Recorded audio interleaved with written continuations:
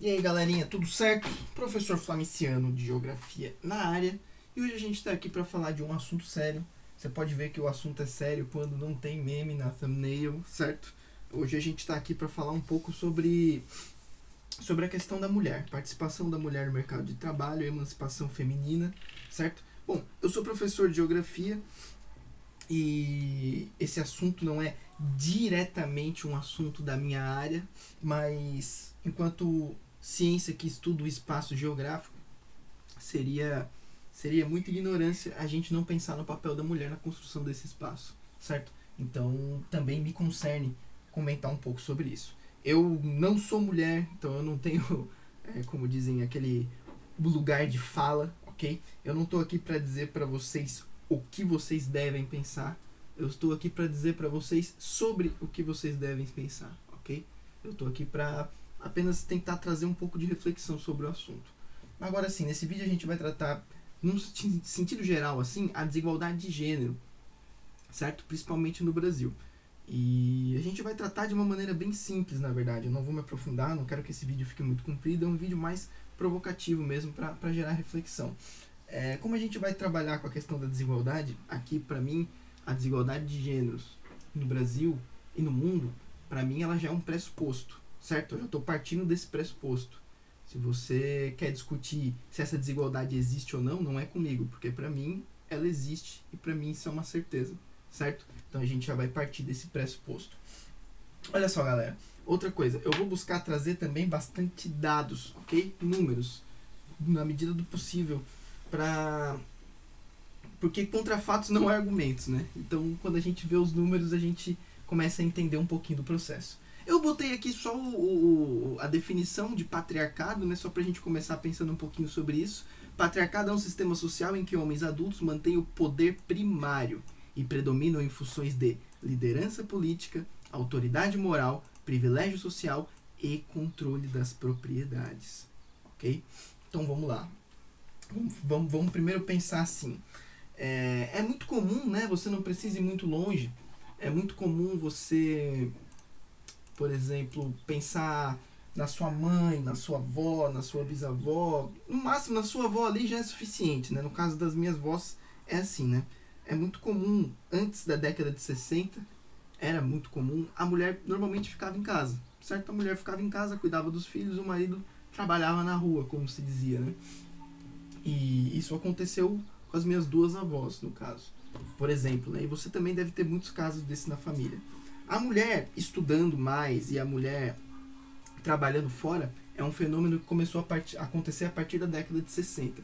Em termos de geografia, a gente pode ligar muito esse assunto com a questão da transição demográfica. Inclusive, eu já gravei um vídeo sobre isso, certo? O processo de industrialização e urbanização pelo qual o Brasil passou, ok? Vai fazer com que esse cenário mude. Eu elenquei aqui 5 motivos principais para essa mudança de cenário, ok? Primeiro motivo é a questão de ajuda no salário, né? A partir da década de 60 e 70 ali, o mundo passou por algumas crises que fez com que muitas das famílias colocassem a mulher também para trabalhar fora, para ajudar nas despesas em casa, certo? E aí, quando a coisa ficava feia, a mulher também passava a trabalhar, tentar conseguir alguma renda para tentar ajudar, ok? Esse foi um dos motivos. O segundo motivo, e na verdade esse é muito importante e a gente não pode deixar de fora, é que o contexto do nosso sistema produtivo, né, o capitalismo em si, o sistema produtivo capitalista, no passar dos anos, sobretudo depois da industrialização forte que aconteceu no século XX, foi interessante ao sistema produtivo que a mulher entrasse no mercado de trabalho, ok? Por quê? Porque se só os homens trabalhassem fora, isso ia diminuir muito o consumo e a mão de obra. Quando as mulheres começaram a trabalhar fora, como você aumentou a oferta de trabalhadores, praticamente dobrou com as mulheres também trabalhando fora, o preço da mão de obra diminuiu, ok? E aí os salários tenderam a baixar. E isso é muito bom para o capitalismo e para o sistema produtivo, certo? O segundo motivo é que a mulher também ganhando um salário, ela também vai consumir. E isso alimenta a economia. Então foi bom para a economia, para o capitalismo e para o sistema produtivo a entrada da mulher no mercado de trabalho. Isso também é um motivo muito importante. O terceiro motivo, que está interligado com esse, como eu disse, é a industrialização. O Brasil passou por uma industrialização forte a partir da década de 50, certo? Isso abriu muitas vagas de emprego e as mulheres também passaram a trabalhar nessas vagas de emprego. Ou trabalhando em outras áreas, dando onde homens poderiam estar trabalhando e esses homens foram trabalhar na indústria. No sentido geral, abriu mais vagas de emprego, certo? E a necessidade de mão de obra incentivou as mulheres a entrarem no mercado de trabalho. Essa industrialização vem junto com a urbanização, e aí tem outra questão que eu também trato na densidade demográfica, que é, conforme as famílias foram sendo transferidas para o espaço urbano, foi a mulher entrando no mercado de trabalho e as famílias morando nas cidades, isso foi fazendo com que o número de filhos fosse diminuindo, certo? A taxa de natalidade e a taxa de fecundidade no Brasil caíram muito nas últimas décadas, principalmente devido a esse processo de urbanização. Aí a mulher estudando e trabalhando fora não queria ter filho ou não queria ter tantos filhos, e também o fato de que lá no campo os filhos serviam de mão de obra. Então você tinha 10 filhos, os 10 filhos trabalhavam na roça junto com a família. Na cidade não é bem desse jeito, certo? Você tem 10 filhos, são 10 filhos que você vai gastar muito para criar, então as famílias urbanas tendem a ter menos filhos, certo? E por último, e não menos importante, e aliás, obviamente, todas as lutas de movimentos sociais, movimentos feministas ou movimentos pelos direitos das mulheres nos últimos séculos e nas últimas décadas, todas as lutas pelas quais esses movimentos passaram para conquistar os direitos das mulheres, certo? Juntando tudo isso, a gente tem isso que a gente chama de emancipação feminina, ok? Agora, a ideia desse vídeo é tratar até que ponto essa emancipação já avançou. Por exemplo, se a gente pensar, se alguém chegar para você e falar assim, mas não existe desigualdade entre homens e mulheres no Brasil. Assim, é só você pensar que as mulheres só começaram a votar a partir de 1933. Antes disso, elas não podiam nem votar, nem serem votadas. Então, você lembra que eu li aqui? Cadê a definição? Olha só. Quando o homem concentra o papel de liderança política. O homem concentrou o papel de liderança política no Brasil até o século XX. E se você for olhar, ele concentra até hoje. Então não tem como dizer que a gente não vive num patriarcado, ok? É só você olhar para os números. E aí aqui não me interessa que site que é, me interessa os números. Só você olhar para os números. Ó, participação feminina é baixa em diferentes níveis de poder. Eu vou baixar aqui rapidão e a gente vai direto para o que interessa. Cadê? Olha só, na Câmara dos Deputados, por exemplo, tem 513 vagas. Em 2014, dessas 513, as mulheres ocupavam 55. Entende? Então o que? Ali, próximo de uns 10%. Em 2018 aumentou para 77. Só que não chega nem perto da metade, né? Que seria o mais, digamos assim, em termos de igualdade, de equidade, né? A população brasileira é formada por mais de 51% de mulheres. Aí você vai olhar na Câmara dos Deputados, tem 77 mulheres de 513 vagas, certo? Então, aumentou 51% nesses 4 anos aqui, mas ainda assim continua um número muito pequeno, ok? É só você olhar que a gente teve até hoje uma presidente mulher no Brasil, em toda a história. Okay? Então não tem como não dizer que os homens hoje eles concentram uma liderança política no Brasil. Ainda concentram, infelizmente ainda concentram. Essa questão vem diminuindo, mas eles ainda concentram, certo? Então, outra questão também é a questão dos salários, né? Porque até hoje as mulheres recebem menos do que os homens. Isso trabalhando nas mesmas funções, certo? E isso é assustador. Por exemplo, dados do IBGE, tá, galera? Ó, mesmo com uma queda na desigualdade salarial entre 2012 e 2018, as trabalhadoras ganham, em média, 20% a menos do que os homens no país, certo? E vai ter aqueles que vão vir te falar, mas é porque as funções são diferentes, é porque tem empresa que paga menos, tem empresa que paga mais. Só que a gente não deve trabalhar com as exceções. Claro que vai ter as exceções, vai ter uns casos onde talvez uma mulher ou outra ganhe mais do que os homens. Só que quando você calcula e vê a média e dá uma diferença de 20%, é gritante essa desigualdade. É gritante. Ok? Então, aqui ele vai citando vários exemplos, ó, que na verdade, quando você olha aqui, ó, mulher ganha menos em todas as ocupações. O que muda é que tem algumas ocupações que é um pouco mais igual e outras onde a desigualdade é muito maior. E aqui cita exemplos, por exemplo. Exemplos, por exemplo, é ótimo, né? Olha o exemplo aqui. Destacam-se os trabalhadores de central de atendimento e de limpeza. de interiores de edifícios, escritórios e outros estabelecimentos. As mulheres recebiam, respectivamente, 12,9 e 12,4 a menos do que os homens. Esse daqui é o bom cenário, certo? Esse daqui é onde a desigualdade é menor. Dá uma olhada nesse de baixo aqui, ó. Mulheres agricultoras e gerentes de comércios varejistas e atacadistas. Olha a diferença de salário. 35,8% e 34%. Isso são dados de pesquisa do IBGE. Quando a pessoa tem a coragem de te olhar e falar que não existe desigualdade de gênero no Brasil, ou ela tem uma grande ignorância sobre o assunto, ou ela está sendo muito maldosa em falar isso, porque basta que você olhe os números, certo? Não é questão de você ter ou não determinada ideologia na sua cabeça, é questão de você ter bom senso. Você olha os números, analisa e vê que tem desigualdade, ok? Então, a questão continua aqui, a reportagem é bem grande, certo? Mas eu queria focar mais aqui, porque muita gente diz, quando a gente fala que mulher ganha menos, fala assim, ah não, é porque são áreas diferentes. Não, aqui está analisando na mesma área, e as diferenças são gritantes, certo? Isso daí, meu, é só você pesquisar, Aqui eu encontrei outro também, ó, outra pesquisa do IBGE, aqui para o último semestre de 2017, as mulheres brasileiras ganhando em média 1.879, enquanto os homens ganhando em média 2.469, certo? Uma diferença aí de 24%.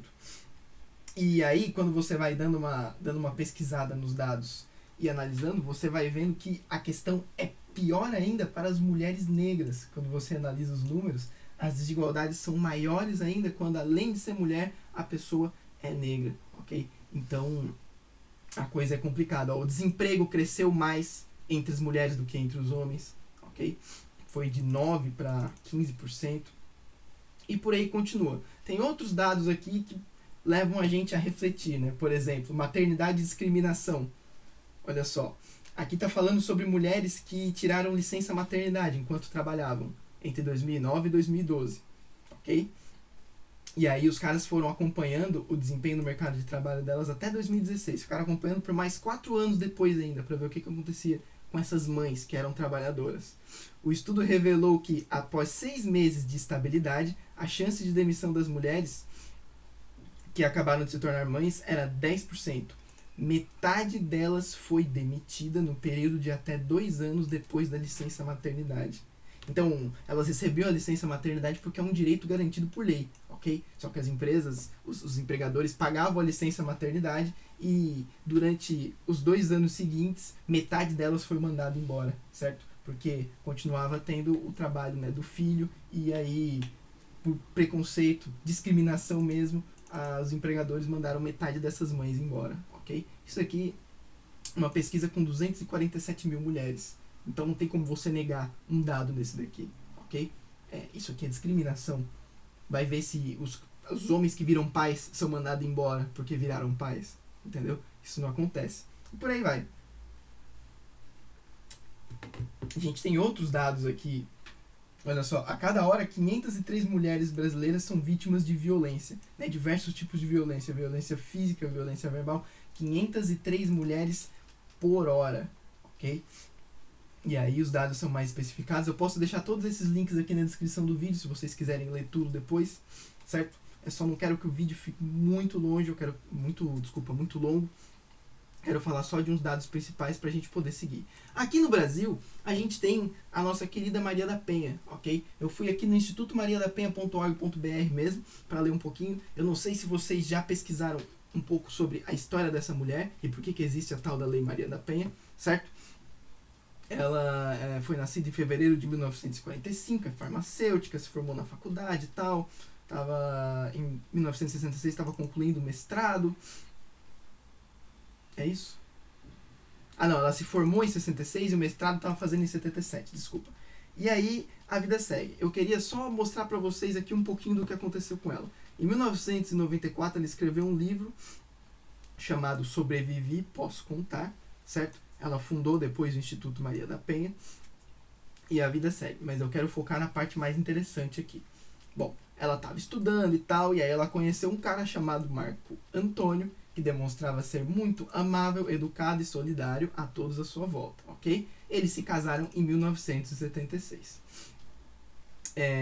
Aí nasceu a primeira filha dela, ela terminou o mestrado, eles se mudaram para Fortaleza, onde tiveram mais 2 filhas. E foi a partir desse momento que a história mudou. Dá uma seguida. Ó. As agressões começaram a acontecer quando a cidadania brasileira, quando ele conseguiu cidadania brasileira, que ele não era brasileiro, e se estabilizou profissional e economicamente. Agia sempre com intolerância, exaltava-se com facilidade e tinha comportamentos explosivos, não só com a esposa, mas também com as próprias filhas. O medo constante e a atenção diária, e as atitudes violentas tornaram-se cada vez mais frequentes.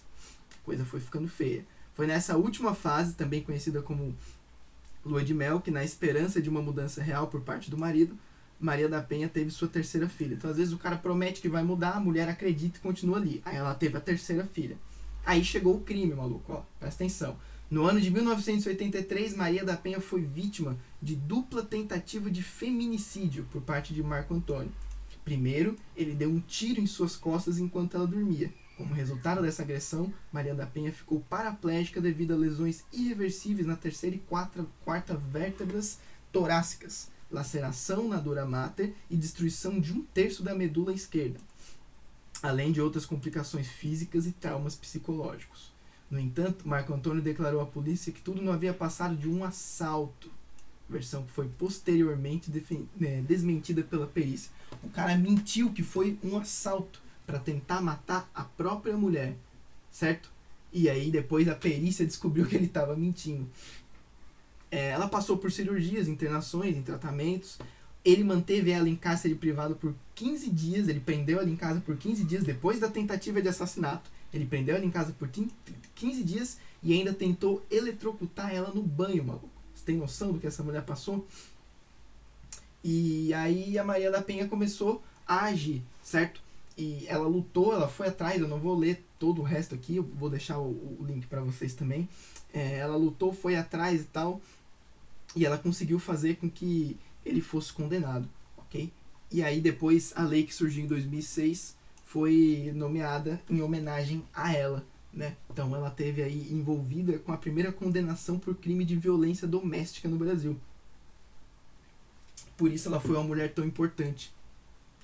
No próprio Instituto Maria da Penha tem aqui os vários tipos de violência que as mulheres sofrem com frequência, né? Violência física, psicológica, moral, sexual e patrimonial. Todas elas extremamente traumáticas, né? E basta que você olhe os números para você ver que as mulheres sofrem com isso muito mais do que os homens. E o pior, elas sofrem com isso na grande maioria das vezes devido aos homens. Essa que é a pior parte. Certo? Tudo bem. Aí tem aqui explicando todos os tipos de violência, né, e que tipo de coisa está relacionado com cada tipo de violência. Então, violência física, espancamento, atirar objetos, estrangulamento, sufocamento, lesões, ferimentos causados por queimadura, arma de fogo, tortura. Violência psicológica, ameaça, constrangimento, humilhação, manipulação. E nessa parte da psicológica aqui, ó, é complicada, porque às vezes a parada fica nas entrelinhas, a gente não sabe que a mulher tá passando por aquilo ali, mas ela tá, às vezes ela tá sendo manipulada, às vezes ela não fala nada, às vezes ela sofre, ela apanha em casa, tem medo da humilhação, tem medo do constrangimento, não denuncia a pessoa. Às vezes o marido é dono das finanças em casa, mantém a mulher isolada, não deixa a mulher trabalhar, não deixa a mulher estudar, faz diversos tipos de chantagem, faz a mulher se sentir mal consigo mesma, por aí vai. Violência sexual nem se fala, né? É infelizmente um tipo de violência muito comum no Brasil, certo? E me dá até um negócio ruim de falar sobre isso. Violência patrimonial também é uma parada muito comum no Brasil, né? Porque quando a gente analisa que no patriarcado o homem tem controle das propriedades, a gente para pensar naqueles casos onde o homem trabalha e ele gera a finança das casas, a mulher meio que vira escrava dele, dependendo da forma como ele gerir isso e como ele se comportar perante a ela. E às vezes até a mulher trabalha e o cara dá um jeito de gerir o dinheiro da própria mulher, entendeu? Deixando ela sem independência nenhuma. Então, o controle do dinheiro, deixar de pagar pensão alimentícia, não vamos nem entrar no caso dos pais que são pais e não assumem, deixa a mulher se virando sozinha, não paga pensão. Furto, extorsão, dano, estelionato, privar de bens e segue. Violência moral, acusar a mulher de traição, emitir juízos morais sobre a conduta, fazer críticas mentirosas expor a vida íntima. Aqui a gente tem outras coisas que são extremamente comuns, né? A questão de troca de nude, aí depois expõe o nude da menina, a menina passa por humilhação, constrangimento, né? Ó, a galera grava ali os momentos íntimos, depois posta na internet, que se dane, entendeu? Ou emitir juízos morais sobre a conduta, né? O homem que quer dizer para a mulher o que é certo ela fazer e o que não é certo, que roupa que ela deve vestir, que hora que ela deve sair, o que é certo e o que é errado na vida dela, né? Isso é um tipo de violência, violência moral. E aí segue. Aqui tem umas mensagenzinhas, né? Umas mensagenzinhas exemplificando, ó. Mulher direita não bebe. Se usou essa saia na rua, é porque tá pedindo. O lugar de mulher é na cozinha. Batom vermelho é coisa de vagabunda. Mulher que transa no primeiro encontro não sai para casar. E por aí vai. Então, às vezes, a violência, ela fica um pouco nas entrelinhas. E a gente não se dá conta. Ou vai acontecendo aos poucos.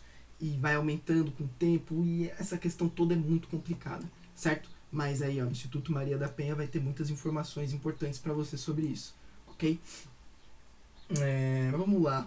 Eu acho que eu vou pular esse site aqui porque no outro site as coisas estão um pouco mais exemplificadas. Aqui os dados estão um pouco mais antigos, né? Dados de 2013, ó. 4.762 homicídios de mulheres, né? Feminicídios em 2013. Ah, tá. Mas isso aqui é importante. Ó, analisem esse dado comigo. Quase 5.000 mulheres foram assassinadas em 2013. E metade desses assassinatos foram cometidos pelos próprios familiares, sendo que a maioria desses crimes, 33%, cometidos por parceiros e ex-parceiros. Né? Então, quando a mulher é morta pelo namorado, pelo marido, ou pelo ex-namorado, pelo ex-marido, certo?